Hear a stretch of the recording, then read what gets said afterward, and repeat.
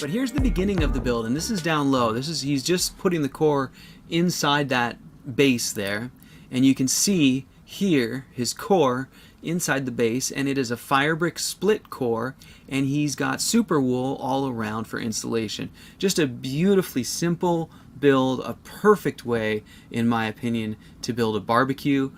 This is going to have a lot of really great characteristics for cooking, in that it's going to, while it will take a little bit of time to come up to temp, once it comes up to temp, it's going to be real stable at temp. It's going to hold heat really well and be really good for long, slow, stable burns. So you can see how neatly it all fits together.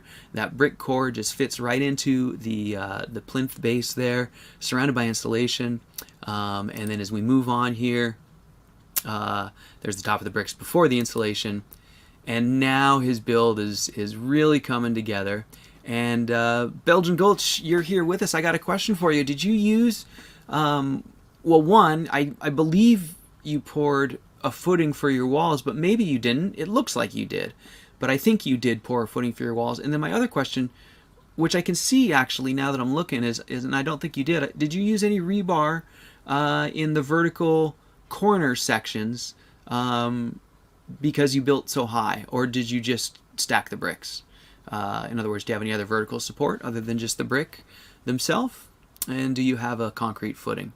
Anyways, I just love this. And like I was saying, which I probably was saying when I was quiet, I was envious when he first showed me the photo because it seems so fun to have a project where you can just sort of go outside and, you know, laying all these bricks in one big fell swoop would be a pain in the butt. But laying these bricks kind of at your leisure is a really enjoyable task, in my opinion. It's such a mellow pastime going and laying a few bricks.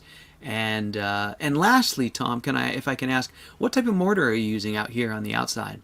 On the outer wall, are you still using just our sand clay because you're going to build a roof over it, or did you switch to a setting mortar for this area? And I don't know what I would do. I would want to use the sand clay because I'd want to maintain the ability to take it apart and put it together, and plus because it's so nice to just go do small batches when you don't have setting mortar. So this is the beginning of the build, and as we move here, we'll move on. So Belgian Gulch says there is a footer, but there's no rebar. Great to know. Thanks for the input there.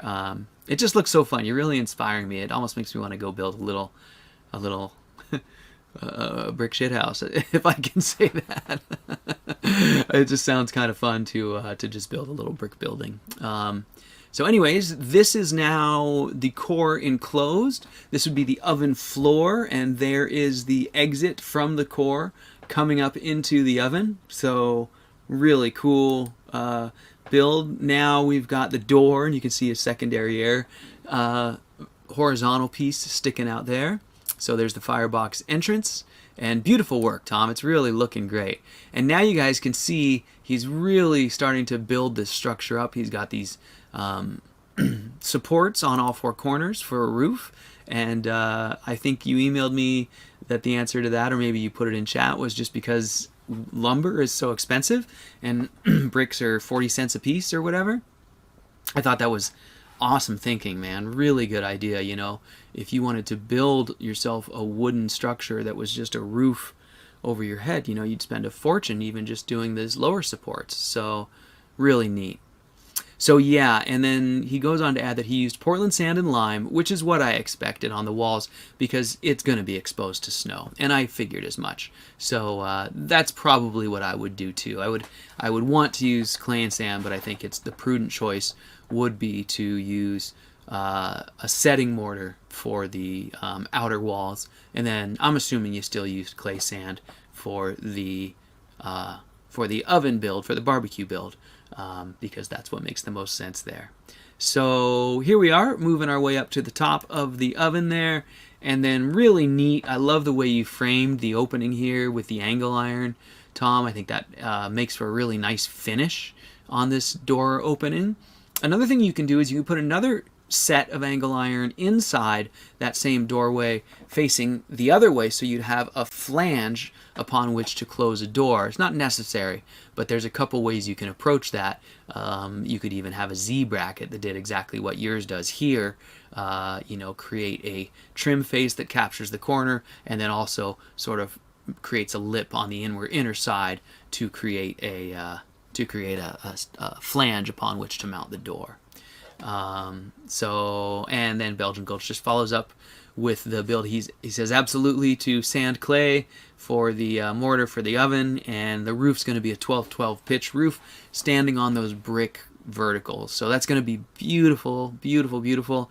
And you might inspire me, man. I might just have to take a trip to Home Depot before too long here, or better yet, have them deliver a pallet of bricks or two.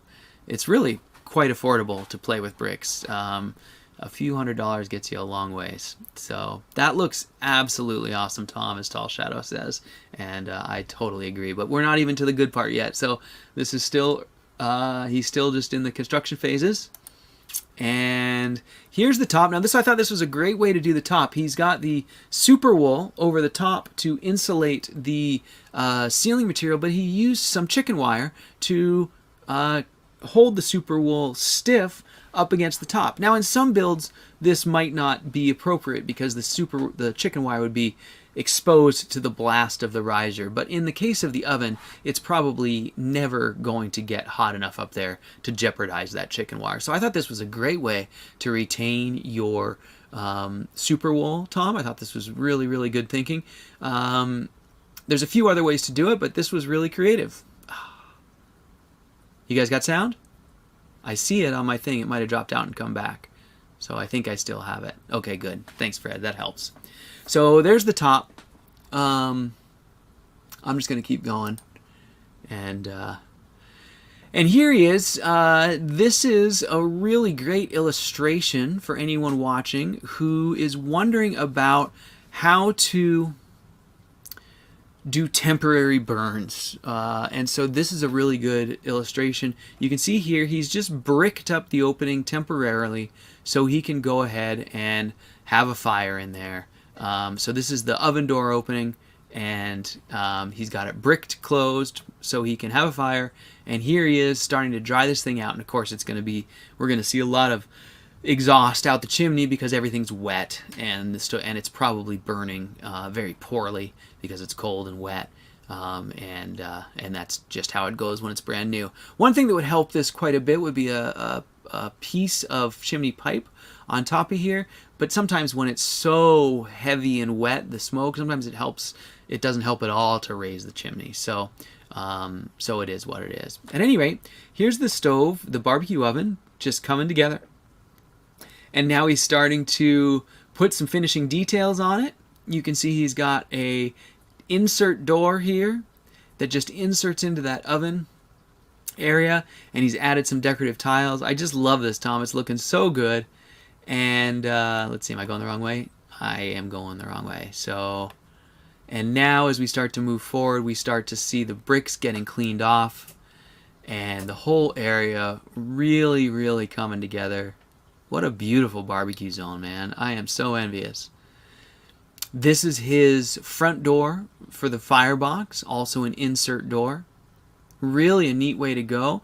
So you can reach out to Tom at dragontechrmh.com, and he makes these doors custom for your own build. So this is an insert door for a firebox door. This is a real simple way to do a door. You can do it this way, not just for an outdoor barbecue oven, but for a build inside. If you want just a real simple door and you don't want to mess with hinges or a whole big door flange, this is a really low cost, affordable alternative that works just fine. So an insert door like this, or as I like to call it, a plug door, because you just kind of plug the hole with it, is something to consider for those of you who don't have fabricating skills and don't want to spend a bunch of money. And if you can't do it yourself, again, you can reach out here to Belgian Gulch to Tom at dragontechrmh.com, and he can help walk you through the process of getting yourself a custom door like this. He'll build you one.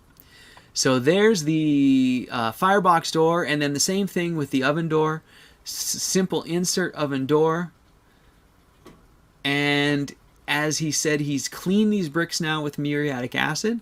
So that really goes a long ways towards bringing out the natural color of the bricks, especially with salvage bricks. It really brings out the beauty that you'll find in salvage bricks. So Tom, kudos, man. This thing just looks awesome. Unbelievable build. I just am so impressed with it.